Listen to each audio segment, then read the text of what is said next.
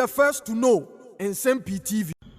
Lawyer Paul Admoche, it's here for just a no no.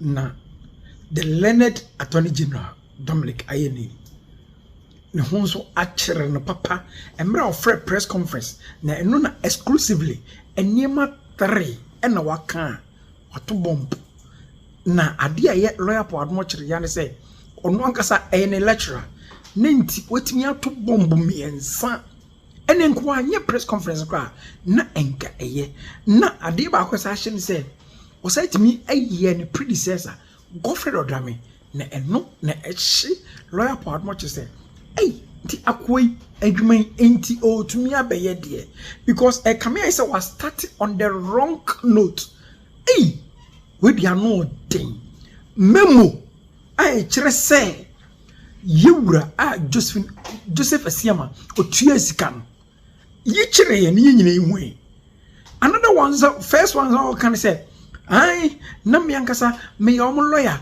ntina he say mamu say omudibem is it in your jurisdiction as an attorney general to decide cases? It's rather the judge and also your wrong motive.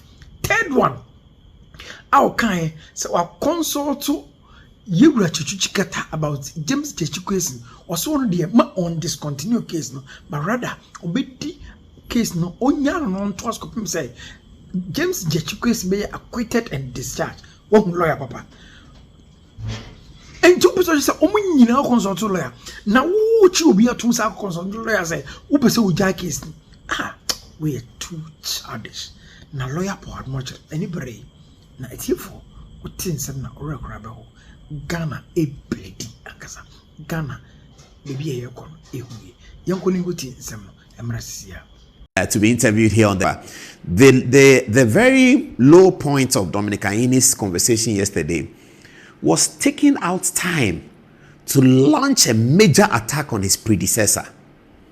I was surprised. And it hurts me for something I'm going to say which is not known to many Ghanaians. Back in the day, you know that Godfrey Dame, I used to go to his office all the time. And I've known him for that long. So when he was doing one of the cases, I won't say which one. And then he was looking at his document. So, I mean, I was just eavesdropping on his conversation with his bosses and his staff and looking at it. I said, but what are you trying to do? He says, I'm going to do this and this and this. And I said, but why won't you deal with this guy? Because the document you are showing me shows. He said, no. I've learned something very important. The guy is my predecessor. And I'm occupying the position that he occupied. I have to give it respect. So I have called him. And he has supplied the information. So I'll leave it there. I don't want to do that. I said, oh, really? He said, no. My predecessor, I have to give him a lot of respect. Because he's my predecessor. And I said, okay. I said, why do you learn this? Oh, I've heard many people, Akufo-Addo talks about this. Many people talk, when you come into office, your predecessor. This is Godfrey Dame who told me this. He was doing something about the predecessor. The predecessor in question was Dominic Ayine. He was Godfrey Dame's predecessor as Deputy Attorney General. And a matter had arisen. And Godfrey Dame told me that he doesn't want to do anything about his. So he has called him. He said it, that he has called him and discussed with him. And he has submitted the documents, and that's the end of the matter. Because as far as he's concerned, he was his predecessor. So when I heard the words of Dominic Ayine about Godfrey Dame, I was like, wow. I mean, I know that in political showboating and in political sparring on Good Morning Ghana, Good Evening Ghana, on Obi's program, Ekosi saying, politicians do that. So I've heard Tamaklo mention Godfrey Dame, talk about him, and I think all of that is allowed. Godfrey Dame himself laughs about it. But when the learned Attorney General takes office and holds his maiden press conference and calls his predecessor the names that he did, to the point where the journalists ask him that you have called your predecessor all these names, are you going to take an action on it? And he says, I will keep that to myself. But in terms of publicizing the material, and that's the word I want to use, publicizing the material against Godfrey Dame, he had no hesitation in doing that. He did that without any hesitation. When he was asked that, given all what you have said, are you going to pursue? I mean, for the journalist to ask the Attorney General that, for the journalist to suspect that the Attorney General may be willing to press charges against his predecessor, that should suggest to you viewers, if you didn't hear the press conference, the kinds of words he used against Godfrey Dame. That's why the journalist said, are you going to press some charges against him because of the words he used? And he said, I'll keep that to myself. Anyway, good evening, sir, once again. Let's get to his press conference now, where he started by explaining, he gave, I think, 3 reasons why he has decided to discontinue some of the cases. One of the early reasons he gave was that some of the cases involved, his law firm has something to do with it. Let's hear the Attorney General. These cases were the Republic versus Kesial Atufosin and another, and the Republic versus Ofosu Ampofo and another. This is because I was deeply involved as counsel in these 2 cases.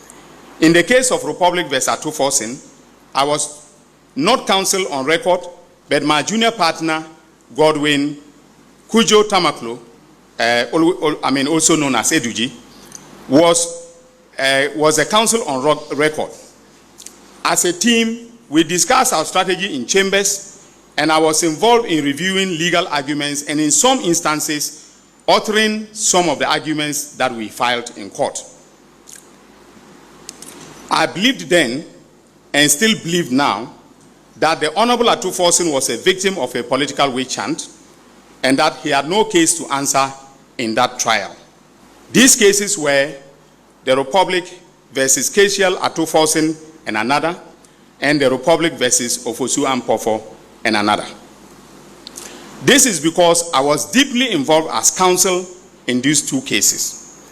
In the case of Republic versus Atufosin, that the Honorable Atufosin was a victim of a political witch hunt. He taught me law at the Faculty of Law. One of the principles that he imbibed in us was that the position of the court is legal authority. Anything else is not legal authority. The opinion of counsel is urged on the court. And when the court agrees with counsel, the position becomes the position of the court. When we consider legal authorities, we are not considering the opinion of counsel. We are considering the decision of the court. The ratio decidendi. Some say ratio decidendi. The ratio decidendi is what is authority.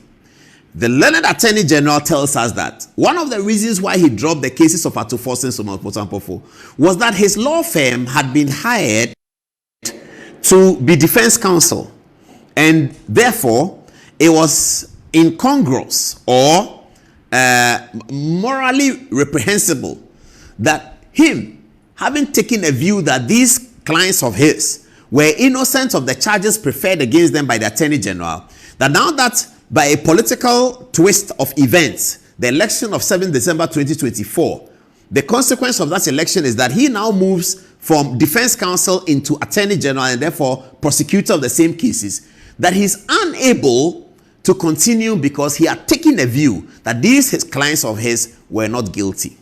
That's what the Attorney General said. The Attorney General says his view that the clients were not guilty still stands as his opinion on the matter that the clients were not guilty. The court has yet to rule on that. So he has not allowed the court to rule. He has the power as Attorney General to enter a nolle prosequi, which is one way, or to simply discontinue the action, which is another way. And either works, and he has power to do both. So viewers, and those of us who are apologists of constitutional law and constitutional amendment, the Attorney General says, this is a precedent that the Attorney General is setting, that every Attorney General or most Attorney Generals will be drawn from private law firms. Let's go way back. Godfrey Bin, perhaps, is the only one who was not drawn from private law firms. Victor Usu was a private practicing lawyer. He became Attorney General. William Oforiatta, practicing lawyer. Ian Moore, practicing lawyer. Joe Randolph, practicing lawyer. They were all doing cases. Akins and the P. Martin Amidu, I think, came straight from the civil service. I don't know much about him, but he was Deputy Attorney General. His boss, Obed Asamoah, practicing lawyer, became Attorney General. Nana Akufo-Addo, practicing lawyer, became Attorney General. I'll tell you a story about Akufo-Addo on this matter. So it is a very interesting matter. I hope that the Democracy Hub people are watching. Because Dominic Ayine says that because he had taken a position in his private life that these cases didn't have merit, therefore, that when now he has been transitioned as Attorney General, his view that the cases do not have merit is the reason why he has taken the position that the authority given to him by the taxpayer will be applied coterminous with his legal opinion as a private lawyer. I think that's wrong. I think that cannot be correct. There could be several reasons why Dominic Ayine will stop the prosecution of Ofosu Ampofo and Atu Forsen, and he has the power to do so. In fact, he doesn't even need to tell us. So we are quite gracious, and I agree with Manasseh Azuri and all those people who are applauding Dominic Ayine for coming out to explain. It is facilitating democracy. But this reason that he gave, he must come back. One journalist asked him, and I'm going to play Johnny Hughes' questions, and I like the questions Johnny Hughes asked. One journalist asked him that, Attorney General, are you saying that all the cases that your law firm is... In fact, yesterday, I have to say that I was very pleased with the questions from the journalists. I mean, I was very, very happy with it. The quality was good. And I wasn't surprised when Dominic Ayine, in addressing them, said that some of you may be lawyers and some of you are law students. Now, he said that because of the same thing I felt. When the person is asking, they say, this guy must have some knowledge of law. Because the questions they were asking him were very solid. I was so proud of the journalist. And I'll show you some of it. He was asked that, are you saying that all the cases that your law firm is doing, you will drop it? And then he started smiling. He was smiling. He said, no, it's not going to be the case. I felt sad. The Attorney General has stood on legs. He has stood on the ground that is now shaking. The ground on which the Attorney General stood to make that claim was horribly shaken and disintegrated. Because how do you tell us that your law firm was taking the matter, and that your view of the matter then was that the prosecution was wrong? The prosecution has started. You have become Attorney General to meet it. You enter nolle prosequi, no problem. But your reason for entering nolle prosequi or discontinuing cannot be that because your law firm was the defense counsel, the position that you took then as a private lawyer is the position that you impose on the Republic under Article 88. It's an abuse of power. It's an abuse of Article 88. You can't do that. Once you become an Article 88 appointee, you are no longer Feli and Ayine law firm. You are the Minister for Justice and the Attorney General for the Republic. You are the principal legal advisor to the government. Nothing to do with your law firm and the opinions generated thereof. The opinions generated in your law firm are inconsequential to your work as an Attorney General. You can come and say that since I became Attorney General, yes, I was prosecuting them. I have taken the position that these prosecutions are unnecessary, and I close it. But this reason he gave, that in my law firm I was no, we don't need to know all that. We don't need to know all that. Let's go to the second reason he gave. The internal memo that I was referring to, there were two segments. One, the 300 million was in relation to Unibank. The 150 was actually in relation to UT. All right, and the memo covered both, and that is how come that I was comfortable dropping the charges, in both, because I took the view, which was shared by the professional prosecutors, that a charge of causing financial. Now, if you notice that the second reason why he dropped the charges was that there was a memorandum, very, very serious allegation he made. That there was a memorandum written by the attorneys at the Ministry of Justice. He said there was a memorandum written to Godfrey Dame, the Attorney General. He says that the memorandum points to the fact that the Honorable Esiama, the current governor of the Bank of Ghana, and congratulations to him, by the way, the Honorable Esiama was not properly before the courts, that a memo had been generated from the state attorneys, and that's part of their work, to advise the Attorney General. Dominic Ayine alleges that Godfrey Dame ignored the advice of the attorneys, that he has now come to see the memo, and that he's acted on that memo to drop the charges against Honorable Esiama. Fair, isn't it? Fair. Then one of the journalists, another clever question, said that, can you make the memo available?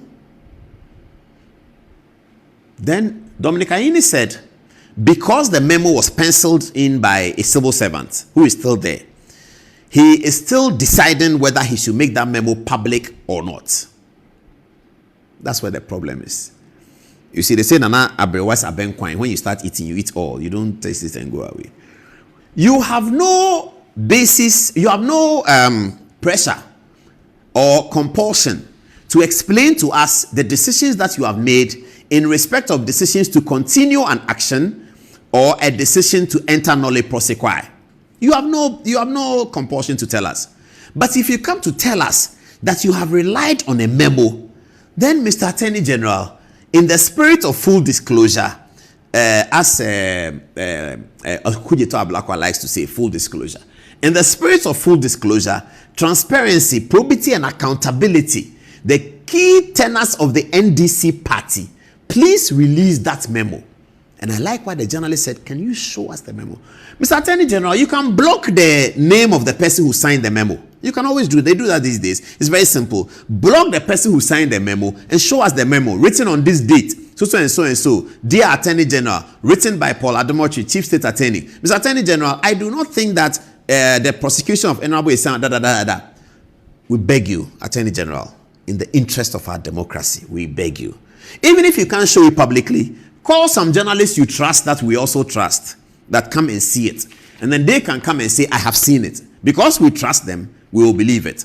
Or blot out the name of the person who signed the memo and show the memo to us. Because you have said that this is the reason why you have entered nolle prosequi. You don't have to tell us, but you said that the memo had to do with monies that had been paid, and the attorney felt that the prosecution of Nsem-Pii was inconsequential now because the reasons why he was being prosecuted have been achieved. 300 million lost on Bank of Ghana money in relation to Merchant Bank had been paid. 150 million potentially lost on Unibank had been paid. This memo went from the desk of the senior person in the Attorney General's office to the Attorney General Godfrey Yeboah Adame. You allege that Yeboah Adame ignored the memo. You have the memo. Attorney General, we beg you, find a way to let some people see it. I'll leave it there. Let's go to the next for some of the cases. In the case of Tsatsu Rejects, as I noted, I did not take these decisions without consulting the defense lawyers in all the cases. I consulted the defense lawyers. All right. The reason for the consultation was so that I am not seen as acting in an arbitrary manner. Okay. So I decided to consult all the defense lawyers. And of course, the lawyer for Tsatsu Rejects is the venerable, senior, and respected Tsatsu Chikata. So I had not once, but 2 long sessions of discussions with him. And he told me he wants to soldier on and prove the innocence of his client. And I respected that view. So that is how come that Tsatsu Rejects is not part of those that I have, discontinued.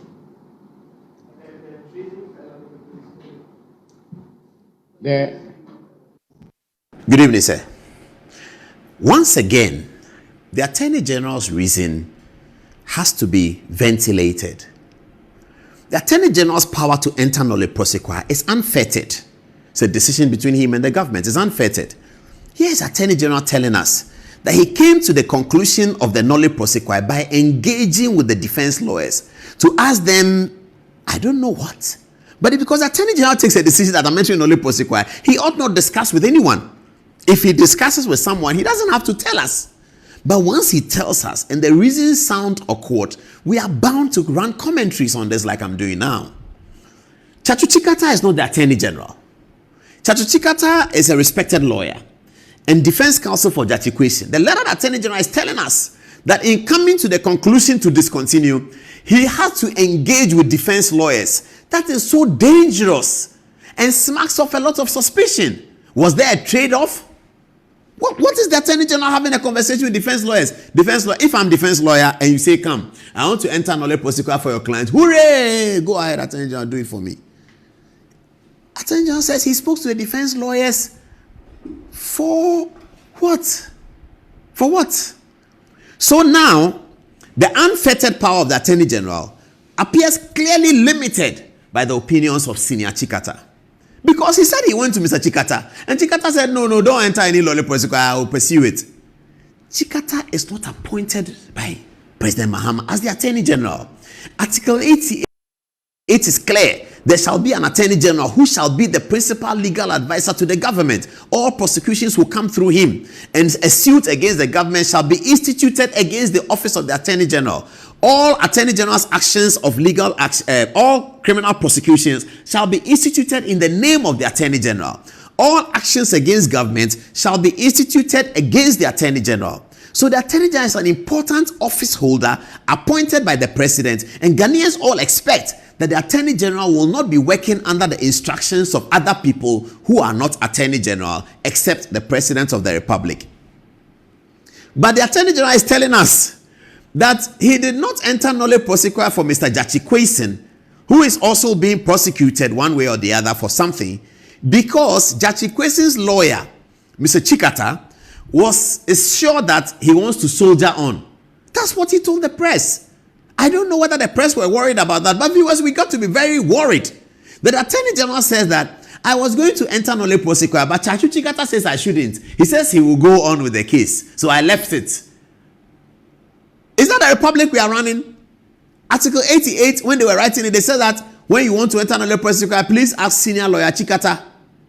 What else is the Attorney General asking lawyer Chikata? What else? If the Attorney General is deciding on Mr. Chikata's opinion, whether or not to enter nolle prosequi in the matter that he's in, and the Attorney General tells us that in all of those cases he engaged with the lawyers, what was he engaging with them about? We want our Attorney General to come and enter nolle prosequi and say that, pursuant to the power granted me under Article 88 of the Constitution and in consultation with His Excellency the President, I have decided this day to enter nolle prosequi in the following cases: the Republic versus Gyakye Quayson, the Republic versus that, the Republic versus that. I am now willing to take questions on some of the reasons that I'm able to disclose to you. And so let's take the questions now. Then they come and say, why do you today? You can do some legal analysis and all that. But if you come and tell us that, oh, in the case of Gyakye Quayson, you know, I spoke to Mr. Chikata and he told me that he wants to soldier on. That's how the Attorney General works. And please listen to the Attorney General again on this one. Maybe I'm wrong. Listen to the Attorney General again on this one.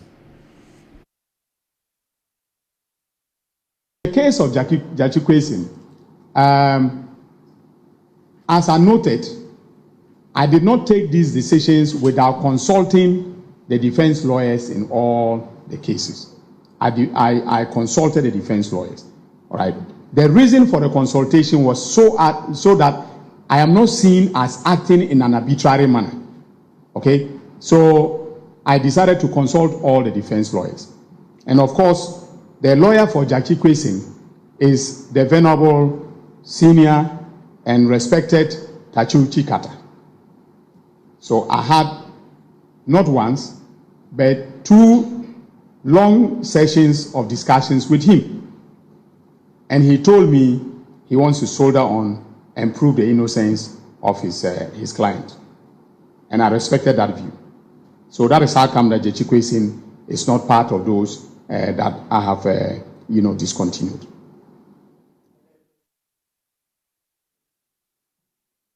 I have to say,